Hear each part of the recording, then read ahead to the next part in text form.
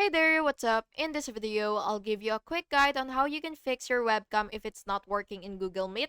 So the first thing that you will have to do is open your Google Meet and then you will just have to click settings, which is this gear icon right here. So just go ahead and click that and wait for it to load.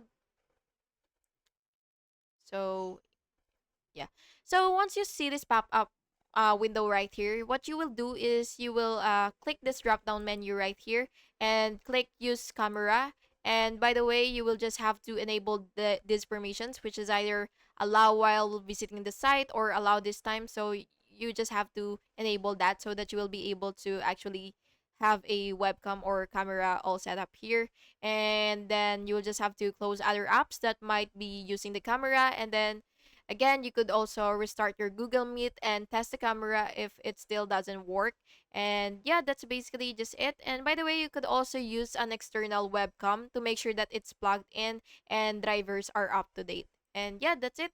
I hope you found this video helpful. And if you did, please make sure to like and subscribe for more videos like this. Thank you and have an awesome day.